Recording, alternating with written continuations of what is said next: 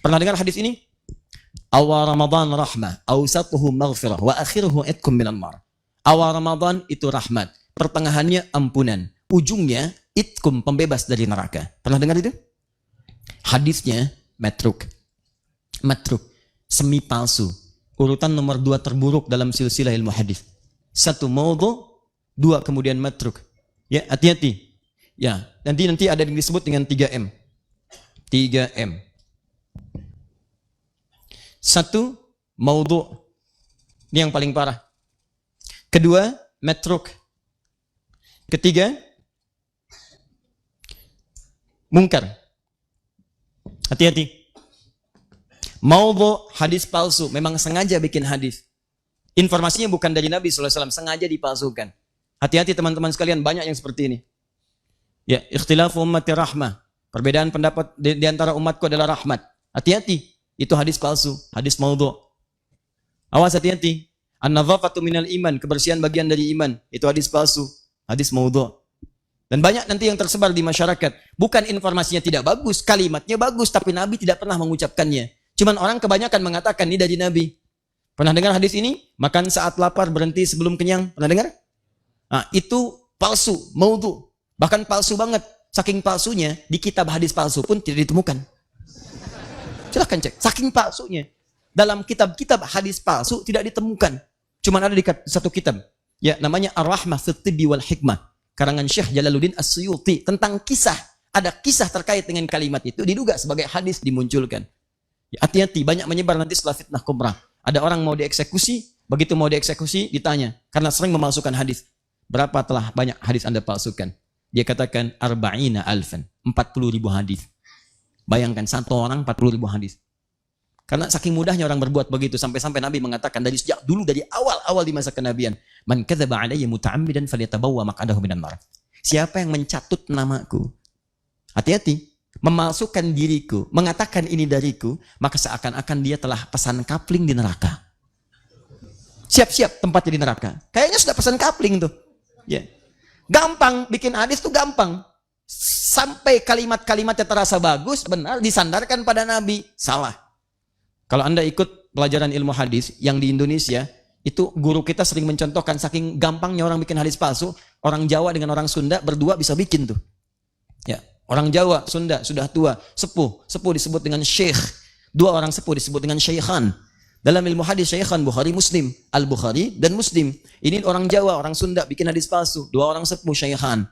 Bikin hadis, apa bunyinya? Qala afdalu dahri bi faisil laili. Kucifa wa kulifa wa ubina hatta karu saudahu. Fa idza bukhila faduriba unuqu 3 marat hatta utiha. Rawahu syekhan.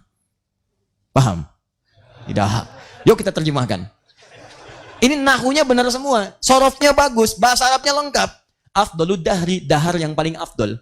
Bifaisil laili. Dengan pais lele. Kucipa. Kasih kecap sedikit. Wakuripa. Hidangkan kerupuk. Hatta karusa udanghu. Sehingga terasa udangnya. Faida bukhila. Apabila kebehelan. Faduriba unukuhu. Maka pukul punduknya 3 marat 3 kali. Hatta utiha. Sampai utah. Rahu syekhan. Baru ketawa tuh. Jadi orang kalau mau bikin-bikin yang seperti ini, mikir dulu, pesan kapling di neraka. Yang salah, ini kata Nabi, itu maudhu namanya, hadis palsu. Yang ini, matruk, semi palsu. Semi palsu, karena diriwayatkan oleh seseorang yang tertuduh seringkali berdusta. Dustanya kadang-kadang tidak langsung, ngarang-ngarang cerita, macam-macam, sehingga sulit dibedakan antara hadis dengan bukan. Di antara yang disebutkan itu adalah hadis yang sangat populer. Ini hadisnya, awal Ramadan adalah rahmat, pertengahannya maghfirah, ujungnya adalah pembebas dari neraka. Itu hadis matruk. Matruk. Kenapa banyak menyebar di mimbar-mimbar saat datang Ramadan? Karena pernah diriwayatkan oleh Ibnu Khuzaimah, dalam Sahih Ibnu Khuzaimah, cuma diberi catatan. Di bab beliau ketika disebutkan, nih, bab fadailu Ramadan in kana hadithuhu sahihan. In kana hadithuhu sahihan. Ada catatan. Ini bab menerangkan tentang keutamaan Ramadan. Hadis yang pertama ini, jika memang diduga hadisnya sahih. Diberi catatan, ini tidak sahih. Karena ini meragukan syartun. Kalau memang sahih, amalkan. Tapi ini bukan sahih, ada innya. Setelah itulah kemudian masa lewat, terjadi peristiwa, ada kebanjiran. Saat banjir itu kemudian menimpa juga sebagian kitab Ibnu Khuzaimah, tersapu huruf innya, hilang di bab ini. Maka berubah kalimatnya. Bab fadailu Ramadan kana hadithuhu sahihan. Bab tentang keutamaan Ramadan, hadisnya sahih. Dinukil oleh orang setelahnya, ditulis kembali, innya hilang. Maka tersebarlah di masyarakat kemudian. Padahal awal hadisnya adalah matruk. Mungkar, hadis yang diriwayatkan oleh orang-orang, mohon maaf, yang berperilaku yang kurang pantas, sering menyimpang dalam ketentuan agama. Mabuk, tapi meriwayatkan hadis. Nah, maka hadis yang mungkar ingkari, jangan diambil. Ingkari. Kenapa diingkari? Bukan kalimatnya yang kurang bagus, tapi diriwayatkan oleh orang yang punya perilaku buruk. Khawatir nanti ketika diamalkan ada tuduhan pada agama. Pantas perilakunya begitu. Hadisnya diriwayatkan orang mabuk. Muncul tuduhan. Karena itu kemudian ulama bikin kualifikasi yang sangat ketat dalam persoalan ini. Sanad bermasalah, maka menurunkan status ini. Matannya bermasalah, maka kehilangan kemudian kepercayaan dari riwayat yang disampaikan. Jadi teman-teman, kalau Anda ingin mencari pengertian sunnah dalam pengertian hadis, maka kembalikan ke kitab hadis. Jelas? Nah, cari referensinya. Ada 4 jenis. Saya berikan dengan cepat. Kalau ingin melihat tuntunan umum, cari kitab Al-Jami namanya. Jami itu umum. Misal, saya ingin melihat tuntunan Nabi dalam kitab hadis tentang persoalan yang umum. Bab bisnis, bab tentang iman, bab tentang mencari pengetahuan, bab tentang pemerintahan, bab tentang rumah tangga, cari kitab Al-Jami. Al-Jami itu sesuatu yang masih umum, komprehensif. Di antara yang paling populer ada kitab namanya Al-Jami As-Sahihil Musnad Al-Mukhtasar min umuri Rasulillah sallallahu alaihi wasallam wa sunanihi wa ayyamihi. Ulang. Karena terlampau panjang, singkat dengan Sahih Al-Bukhari yang meriwayatkan Imam Al-Bukhari. Terdiri dari 95 bab. Setiap babnya berisi beberapa hadis-hadis tuntunan Nabi sallallahu alaihi wasallam. Bab pertama Kitabul Iman. Panduan meningkatkan iman.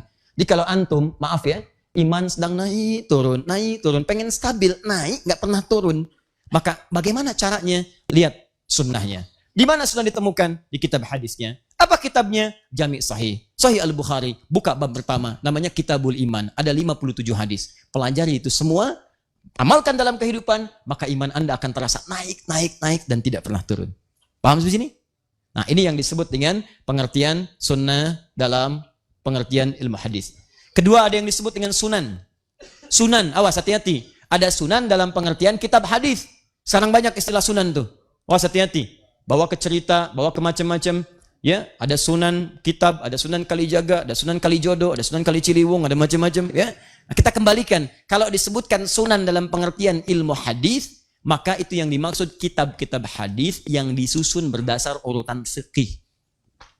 Jadi kalau teman-teman pengen cari referensi sunnah Nabi yang cepat dalam urusan fikih, jangan nyari kitab Jami. Carinya kitab sunan.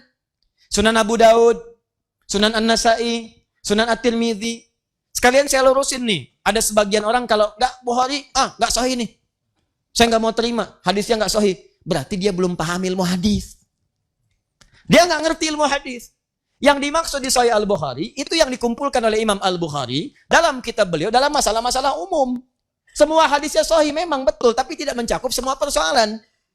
Yang dikumpulkan oleh beliau saat hidup, beliau meninggal, nggak ngumpulin lagi. Datang Imam Muslim meninggal, nggak ngumpulin lagi. Karena dua-duanya sudah ada metode pengumpulan yang umum, maka ulama setelahnya mengumpulkan dengan metode berbeda. Untuk memberikan spesialisasi. Ini yang umum udah banyak nih, kita konsentrasi aja di bidang fikih. Ketika hadis-hadis dikumpulkan, khusus dalam bidang fikih, maka berubah istilah menjadi sunan namanya. Nah, Anda kalau pengen cepat belajar fikih dari tuntunan sunnah, referensi hadis, maka cari kitab sunan. Misal, Sunan Abu Daud. Saya ambil contoh. Saya sering katakan kepada Anda, turun, ini, dalam i'tidal, ke sujud. Mau pakai telapak tangan, mau pakai lutut. Saya pakai lutut. Ustaz Umar minta pakai telapak tangan. Ibnul Qayyim Al-Jauziyah rahimahullah, pakai lutut. Ya, kemudian Syekh Al-Albani menggunakan telapak tangan. Dari mana menemukan itu? Antum cari di Sahih Al-Bukhari. Sampai kiamat kurang 2 hari, gak akan ketemu. Saya kasih tahu dari sekarang. Kalau nggak percaya, cari aja. Silakan. Ini syarahnya ada di belakang nih. Ya, yang syarah Ibnu Hajar Al-Asqalani, yang warnanya orange itu, yang di dalam, yang belum dibuka sebagiannya, itu kan? Nah, itu nggak cari, nggak akan ketemu. Saya Muslim susah. Yang ada di mana? Abu Daud. Karena beliau konsentrasi merumuskan hadis-hadis dalam urutan fikih. Yang pakai lutut, nomor hadis 838. Paling kanan sebelah bawah di kitabnya. Riwayatnya dari Wa'il bin Hujur. Beliau meriwayatkan dari Nabi di awal-awal masa keislaman. Ketika beliau masuk Islam di awal-awal masa Islam, melihat Nabi masih dalam keadaan kuat. Nabi salat kemudian turun lututnya terlebih dahulu. Nabi katakan, "Idza sajadta fala tasjud kama yabrukul ibil, falyadha rukbatahi qabla yadayhi." Kalau kamu pengen sujud, jangan kamu sujud seperti duduknya unta. Letakkan dulu kemudian lututmu sebelum telapak tanganmu. Kalimatnya ibil. Tapi ketika nomor hadis 840 sampai 841, paling kiri sebelah atas, yang riwayatkan sahabat Abu Hurairah. Sahabat Abu Hurairah masuk Islam 3 tahun sebelum Nabi wafat. Di tahun ke-7 Hijrah, usia Nabi sudah 60 tahun. Nabi sudah semakin lemah. Begitu beliau kemudian sholat, terlihat beliau menurunkan dengan telapak tangannya. Begitu turun pakai telapak tangan, keluar kalimatnya. Berubah kemudian kosakata tentang untanya. Idza sajadta fala tasjud kama yabrukul ba'ir. Falyadha yadayhi qabla rukbatayhi. Kalau pengen sujud, sujudlah kemudian, tapi jangan duduk seperti duduknya unta. Dahulukan telapak tanganmu sebelum lututmu. Ustadz, kok bisa? Dua hadis ini kok bisa seakan-akan bertolak belakang? Paradoks. Yang satu bilang pakai lutut, yang satu bilang pakai telapak tangan. Mana yang benar, Ustaz? Cek, hadisnya di mana? Kitab yang sama.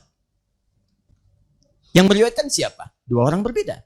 Maka kalau Anda temukan beberapa hadis dalam satu peristiwa kelihatan tidak sama, maka rumus hadisnya kumpulkan keduanya. Dikumpulkan disebut al-jam'u. Ambil faidah darinya disebut at-taufiq. Maka dalam kaidah nanti ilmu hadis ada istilah disebut al-jam'u wat-taufiq. Kumpulkan, ambil petunjuknya, dilihat. Allahu Akbar. Teman-teman, ternyata indah sekali kesimpulannya. Kata para ulama hadis, Nabi mempraktikkan menggunakan lutut di awal-awal masa. Ini menunjukkan bahwa boleh Anda menggunakan lutut saat Anda akan turun dari i'tidal kepada sujud. Tapi di akhir-akhir kehidupan beliau terlihat lemah. Masalah orang pertama saat lemah itu pada lututnya. Maka beliau alternatif gunakan telapak tangannya.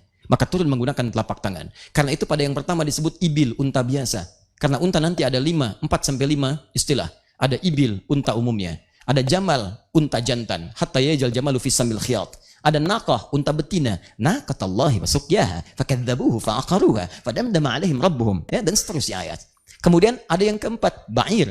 Ba'ir itu unta tunggangan yang punya beban. Nah, yang tadi unta turun, jangan seperti unta dahulukan telapak tangan disebutkan ba'ir. Yang dahulukan lutut disebut ibil, yang tidak punya banyak beban. Artinya apa? Nabi ingin memberikan gambaran bahwa kalau mau sujud silahkan cari dua alternatif. Boleh pakai telapak tangan, boleh pakai lutut. Jangan juga simpulkan dengan kesimpulan yang keliru. Kalau ada orang menggunakan telapak tangan, berarti dia sudah sepuh, sedang punya beban. Belum tentu. Karena ada atlet yang cedera lututnya. Ya, kemudian karena ada beberapa orang yang tidak mungkin pakai lutut, ada bermasalah, maka turun pakai telapak tangan. Kesimpulan hukumnya, sujud turun, boleh pakai telapak tangan, boleh pakai lutut. Jangan bicara yang macam-macam. Begitu turun pakai telapak tangan, sepuh. Lain. Begitu turun pakai lutut, kayak unta. Anda cuma baca satu hadis. Lutut boleh, telapak tangan boleh. Yang salah yang pakai kepala duluan.